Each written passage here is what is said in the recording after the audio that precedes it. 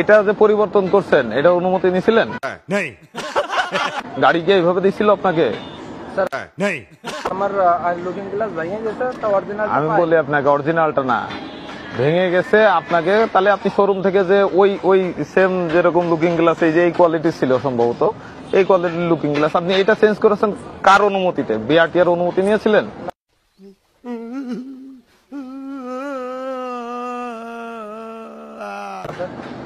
জানেন এটার জন্য কি শাস্তি?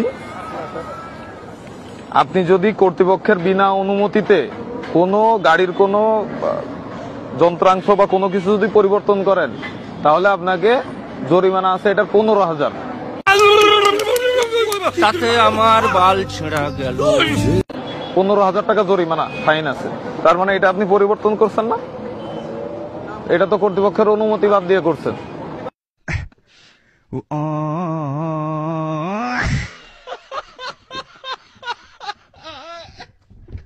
একা একা নিজের পছন্দ হয়েছে করে ফেলছেন, এটা করা যাবে না। এটা করলে 15,000 টাকা জরিমানা। যে কোনো ওই যে সাইলেন্সার লাগান, এই যে এটা করেন, বা অন্য যে কোনো কিছু লাগান, এক্সট্রা যাই লাগাবেন অনুমতি ছাড়া লাগানো যাবে।